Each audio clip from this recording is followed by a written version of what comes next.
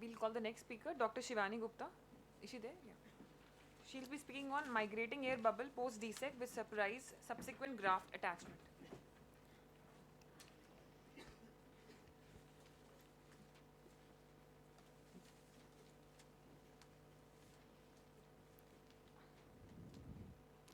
Good evening, everyone.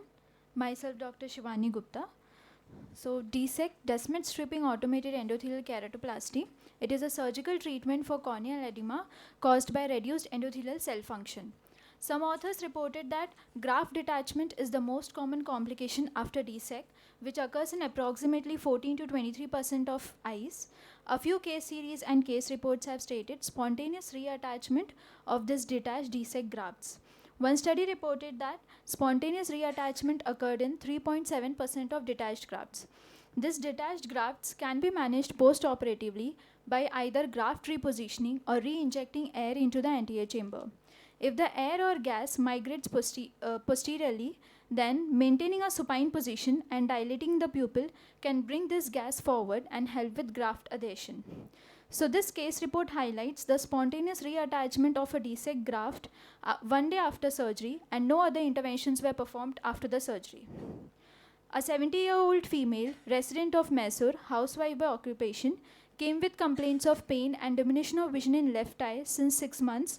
The patient had history of both eye cataract surgery done 10 years ago and history of diabetes, hypertension, dyslipidemia on treatment since 20 years.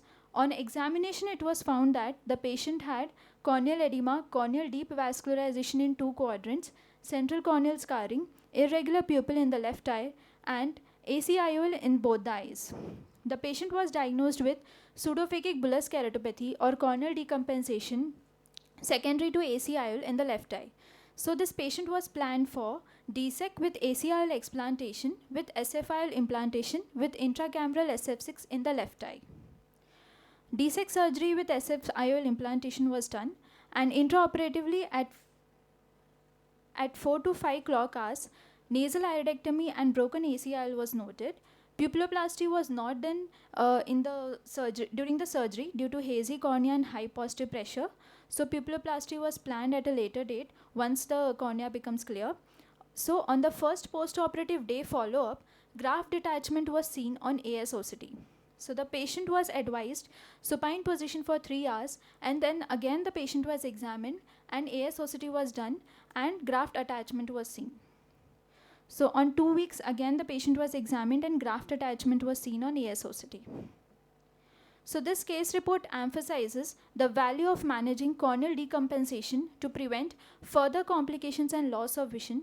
So early intervention in a case of pseudophakic bullous keratopathy with previously damaged iris tissue with DSAEK with SFIOL implantation with intracameral SF6 gas, it can provide a long-term effective graft tamponade and give a further better quality of vision for the patient. In a case series of detached DSAEK grafts as reported by Hyde et al., spontaneous reattachment mostly happened during the first month. The longest reattachment happened with no aiding techniques at 3 months, and with rebubbling happened at 7 months. So we conclude that early decision making and subsequent endothelial keratoplasty gives a better visual outcome, and SF6 gas long-term tamponade along with strict supine position in cases of irregular pupil aids in graft attachment and maintenance of air bubble in the anterior chamber.